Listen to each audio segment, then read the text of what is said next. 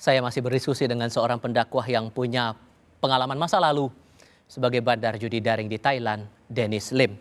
Anda pernah bicara kepada kami, Ko Dennis, tahun 2024 lalu di kanal YouTube Kompas TV dan menyampaikan bahwa sebetulnya judi daring ini lebih ke penipuan. Kalau pakai bahasa saya, apapun bisa disetting dari awal oleh operator judi daring itu, lewat situs itu, seolah-olah judi, tapi ujung-ujungnya adalah keuntungan sepenuhnya ada di tangan bandar, di tangan pemilik yang punya situs judi daring itu.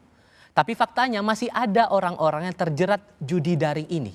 Apa problemnya? Apa masalahnya sampai banyak orang masih terlibat di lubang yang sama, lubang judi daring itu? Karena kalau judi betulan itu, ini ada kartu satu nih, taruhan yuk yang keluar ganjil atau genap.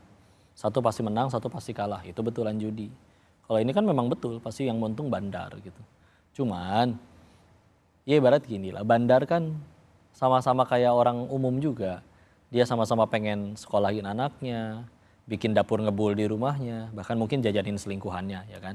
Maka dia cari sistem di mana dia bisa selalu untung, makanya bikinnya web judi. Kalau memang ada tata cara untuk jadi kaya sampai mati dengan cara main judi, nggak akan ada orang mau jadi bandar, ngapain? Jauh-jauh ke Kamboja dengan segala macam resikonya. Rebutan lahan di pasar aja bisa ada yang mati, nyuruh orang bunuh kok. Apalagi yang di sana bisnis haram miliaran gitu kan. Sebetulnya masih ada resikonya. Seperti itu. Cuman, ya itu dia. Kami tawarkan sistem untuk supaya kalau kamu lagi kebagian menang, ya memang bisa ada menang. Cuman kan nggak perlu dikasih banyak. Contoh, 10 orang main, 8 kalah, 2 menang.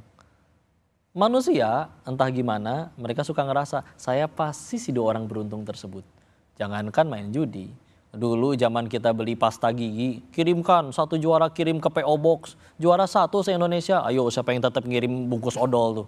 Ya kan? Bisa pede amat yakin menang gitu kan. Dan mereka juga akhirnya ya udahlah, daripada duit gua habis besok udah gajian lagi nih, ada sisa duit gope. Siapa tahu besok bisa jadi 20 juta dengan cara dimainin. Ya. Kalau kalah, ya udahlah besok juga ada gajian lagi. Anggaplah ini biaya senang-senang. Berarti apa daya pikatnya sampai masih banyak orang yang mau tetap judi daring itu? Ya itu dia, ada orang yang pengen tetap cepat kaya dengan cara gampang. Ya. Dan kalau misalnya kalah, mereka bisa mikir, ya udah ini biaya senang-senang. Karena ya di kasino-kasino yang fisik ya, itu memang ada orang yang dia sebetulnya orang kaya. Dia senang mainnya aja, senang deg-degan nunggu kartu kebuka aja. Bagi dia kalau kalah nggak apa-apa. Ini ibarat kayak misalkan kita beli tiket bioskop ada biayanya. Main roller coaster ada biayanya. Ini juga main ada biayanya. Biayanya mungkin dianggapnya jadi kekalahan. Cuman kan kalau yang di kasino kayak gitu bisa jadi orang yang betulan kaya. Dia tahu kapan harus berhenti, ini cuma biaya senang-senangnya dia. Tapi ketika yang buka tambah banyak, dulu kami sampai ngebatasin pemain minimal deposit 500.000 atau 100.000 lah. Di bawah itu kami nggak terima kelas teri yang receh. Sekarang yang buka tambah banyak. Ibarat yang mancing tambah banyak ikannya segitu-gitunya. Ya kayak tukang ayam geprek. Mau harus adu harga lebih murah. Akhirnya 10.000 pun mereka terima. Siapa yang punya duit 10.000? Yang markirin, anak SMP. Dan mereka yang seperti itu nggak punya kemampuan finansial. Oke misalkan kami bikin minimal main 500.000. Bisa jadi gaji dia sebulan 20 juta. Orang yang digaji 20 juta. Bisa jadi dia punya kecerdasan yang lebih untuk, makanya dia bisa digaji sebesar itu. Dan dia tahu kapan harus berhenti. Dan Anda mau mengamini apa data yang pernah dikeluarkan PPATK waktu itu bahwa kelas ekonomi ke bawah, bahkan mereka yang statusnya pelajar pun bisa terjerat dalam lingkaran judi daring itu. Aksesnya gampang, pengen cepet dapat duit gitu kan. Tapi kalau ditarik panjang ya pasti menang si bandar. Cuman mereka cukup senang ketika akhirnya ya udah hari ini kalah 100.000, ya udah hari ini kalah 100.000, ya ini kalah 100.000. Sesekali nanti ada momen di mana setelah 4 minggu dia baru menang, 100.000 jadi 1.100.000. Oh dihitung mundur dari kalah 100.000 per harinya, udah berapa banyak? Cuman saya melihat fenomenanya, kita juga melihat begini kan. Sudah berkali-kali kita mendengar dari otoritas terkait menyampaikan kita akan berantas judi daring ini. Tapi kemudian perusahaan-perusahaan yang terlibat dalam tindak kejahatan itu tetap tumbuh. Bahkan kita melihat ada sindikat jaringan internasional yang justru ada di Jakarta. Jadi kita bisa berharap apa lagi kalau begitu? Makanya saya larinya ke Allah ya. Siapa tahu Allah kasih hidayah ke semuanya. Karena ibarat ya ini mulut sampai berbusa berkoar-koar untuk supaya gimana caranya berhenti judi. Kan mohon maaf kan bukan dari sudut pandang pemain yang pasti kalah. Pemain tuh gampang tobat kok karena ujung-ujungnya pasti kalah. Tapi kalau misalnya udah dibilangin, bahkan tadi sampai disebutkin kan, mantan bandar. Ya bandarnya aja udahan, masa kamu pemainnya nggak udahan? Dan susahnya diberantas judi daring ini sebatas pada kemauan atau ada hal yang sistemik lagi di sini? Kemauan sih sebetulnya. Karena kalau bicara gara-gara judi ada gara-gara ekonomi sulit, saya masih kenal kok orang-orang yang mereka berkata, saya mending mati daripada ngambil yang haram.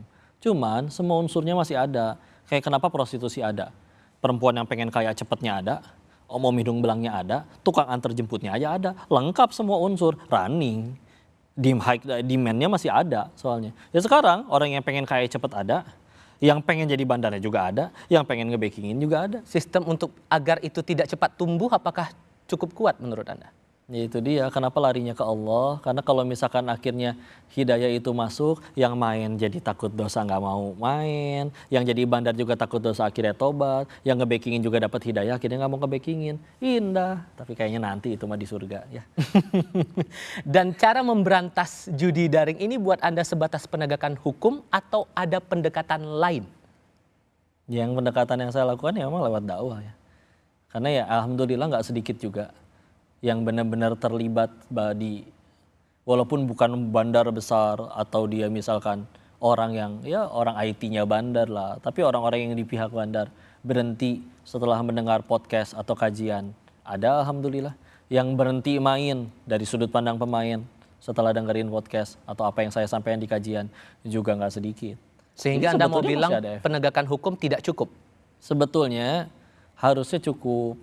Karena dulu kan sebetulnya di Islam juga ada sistem hukum kan untuk supaya tidak ada kezoliman. Cuman kenapa saya tidak main di hukum? Ya saya bukan tukang hukum ya. Nah saya tahu-tahu pulang dari sana balik lagi jadi warga biasa, rakyat biasa ya, warga sipil.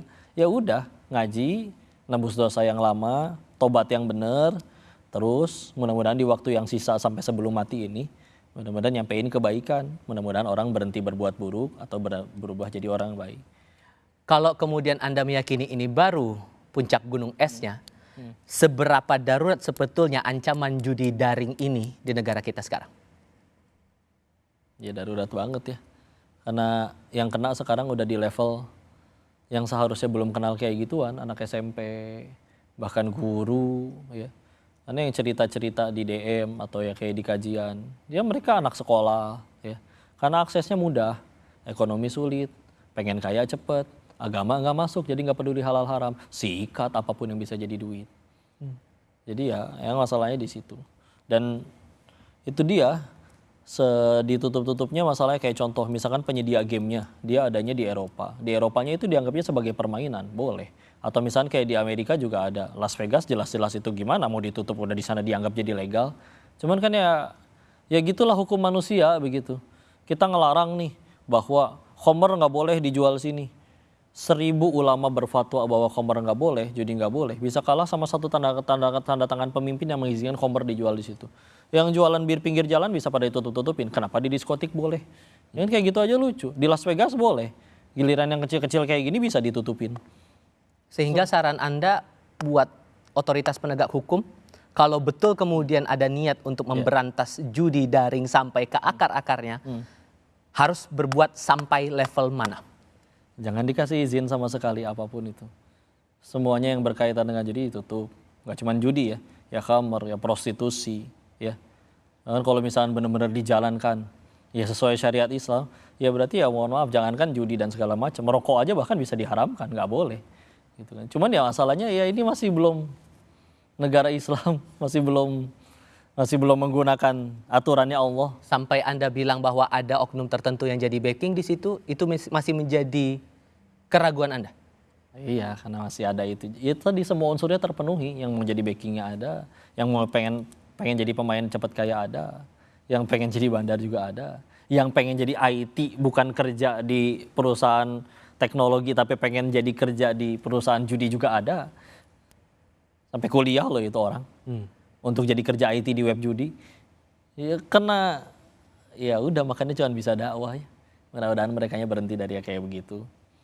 Kecuali misalkan saya terlahir misalkan jadi kaisarnya dunia, satu dunia tunduk sama aturan saya. Sederhana, mana yang boleh buka? Kata Quran boleh nggak? Baru boleh. Kata Quran nggak boleh, tutup semua. Ya masalahnya kan belum pakai aturan Quran kita hidup. Baik. Yang jelas apa yang kami diskusikan ini saudara bukan bermaksud untuk mengedukasi untuk melakukan tindakan kejahatan yang sama. Tapi kami menjelaskan bahwa inilah realita yang terjadi dengan harapan semoga aparat penegak hukum kita bisa bertindak lebih sigap, lebih tepat. Agar betul semangat untuk memberantas judi daring ini benar-benar bisa direalisasikan. Ko Denis, terima kasih banyak ya. Kasih banyak, sudah mau berbagi cerita bersama kami kali ini. Terima kasih juga untuk Anda yang sudah menyaksikan Rosi. Kita jumpa lagi pekan depan. Saya Tifal Solesa, tetap di Kompas TV. Independen, terpercaya.